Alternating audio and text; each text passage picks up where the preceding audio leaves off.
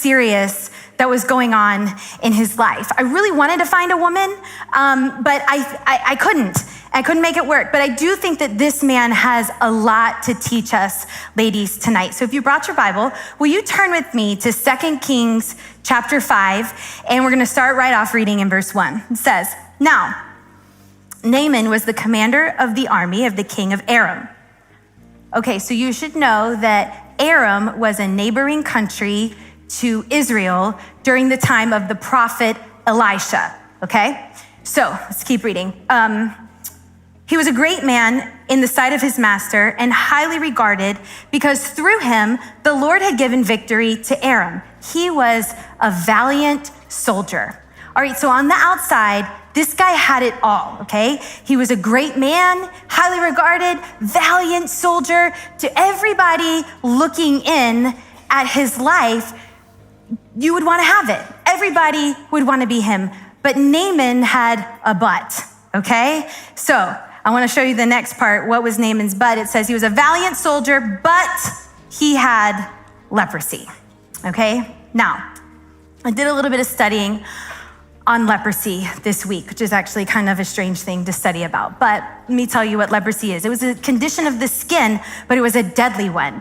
And during this time in history, people were very afraid of catching leprosy. And so Naaman's first symptom would have been a white rash, quickly followed by the loss of feeling wherever that rash was. And eventually people with leprosy would begin to develop sores, which would lead to infection, which would often cause them to lose limbs, fingers, noses, and sometimes they would even go blind. So it was a very cruel, very painful, very disfiguring disease. And when a person's leprosy began to be noticeable, he or she would most likely be forced to go and live in a leper colony away from anybody who's healthy, including your family and your doctor, okay? So in this story, we find a great person, a successful person, a person that everybody thinks that they want to be, but he had something that he was covering up. And if he didn't do something about it, it was going to cost him his life because there was no cure for leprosy. And I wonder tonight, as I'm talking, I just want to get you thinking, do you have something that you are covering up? Sometimes it's easier to see what someone else is covering up, you know? So you can look at somebody and say, oh, you know what? She has an amazing job. She has her dream job with amazing pay, but I don't think she really has any friends, you know? I'm looking at her from the outside, or maybe that girl's got money, she's got clothes, she's got a nice car, she's got a nice house, but I don't think her marriage is doing so good. I think their marriage is kind of on the rocks, you know? But the reality is we all have something that we're covering up, something that we don't want others to see. And sometimes it can be something that's super obvious, like maybe you have an addiction, or maybe you have an eating disorder, or maybe you have angry fits of rage where you just go at the person behind the counter, or road rage, or your kids, or whatever. You know, it can also be something more subtle, something that's a lot easier to cover up, like bitterness, or gossip, or depression, or self-hatred. And I even was thinking about women who have a judgmental spirit, you know, and you just think that you're better than everyone else. And the truth is that we can cover up for a long time, but after a while, it always starts to spill over somewhere, you know?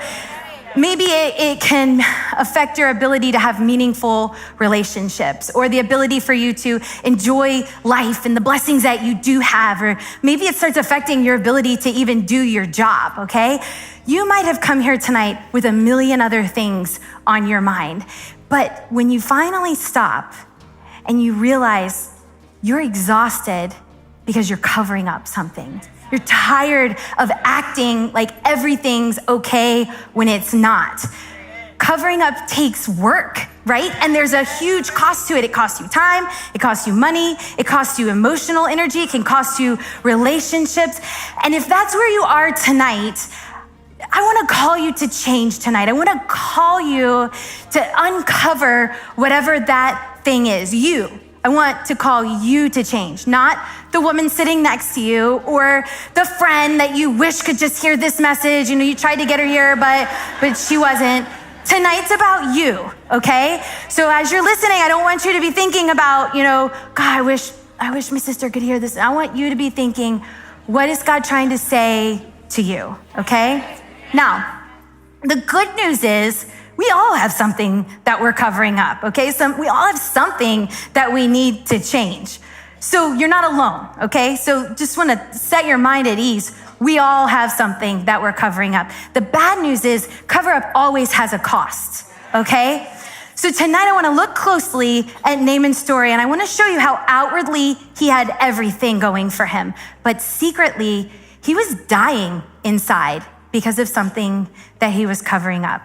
Naaman had to make a decision to stop covering up and seek out a change.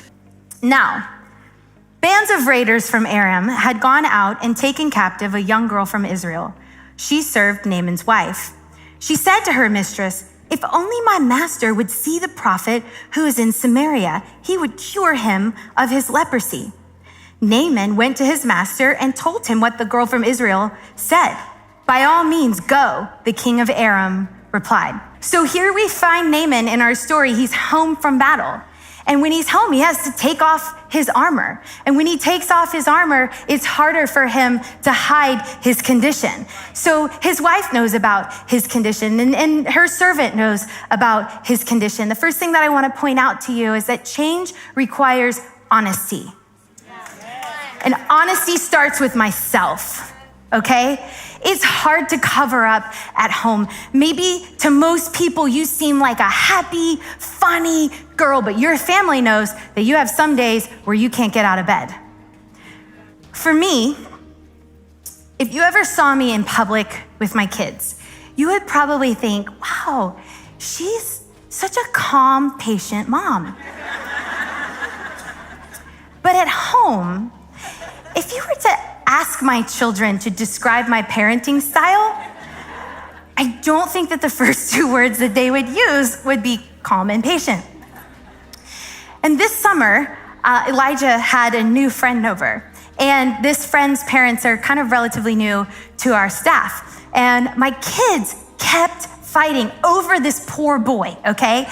They kept, you think the play day is gonna keep the kids out of your hair, but you're just freaking referee, And they kept fighting over who he was gonna play with and what they were gonna play. I know your kids don't fight, but mine do. And this day, I just lost it, okay? Not in a funny way. I'm serious. I let them have a piece of my mind. I may have said something about how hell would freeze over before I let them have a friend over again. It's funny now, but I really want you to understand the severity of this situation. My throat hurt after I was done talking to them, and then I remembered the friend, And I'm like, crap. I'm not only this kid's pastor's wife, okay? I'm his parents' boss of a Christian organization, nonetheless.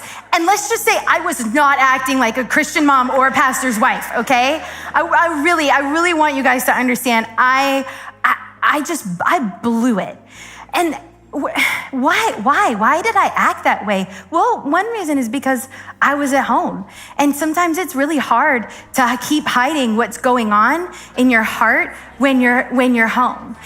And so later I had to get honest with myself. I had to use that as a moment to really check myself. I don't want to be that kind of mom.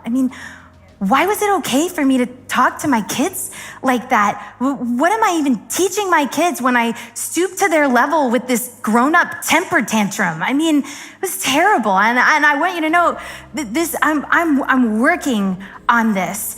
Cover up in this situation, though, if I was covering it up, it would be, well, they were fighting and yelling at them was the only way that I could get across to them, But change gets real, and change says it's not okay for me to act like that ever, okay? And so Naaman had to get honest. He had to get honest with himself, and he had to get honest with his wife, and then he had to go to his boss. And he went to the king and he told him that, hey, my wife's servant told me that there is a prophet in Israel and that could heal me. And the king gave him permission to go. Naaman was never going to find healing if he stayed in Aram and kept trying to cover everything up. In fact, he was gonna die. If he stayed there, he would die. He had to come to grips with the reality and the severity of his situation. He had to let a few people see him without his armor on. He had to go to the king and say, I need to go get help, okay? Honesty starts with myself, but then I've got to vocalize it to others. The enemy wants you to think that your problem is not that bad and that you can fix it by yourself. The enemy wants you to think that you're the only one who has this problem, because as long as he can keep you in denial, as long as you continue to fake it, you will stay miserable and your condition will worsen. It doesn't get better on its own. Change comes when I'm honest with myself and then I'm honest with others. And I think Naaman had to come to a place where he was more afraid of what would happen if he wasn't honest than what would happen if he was.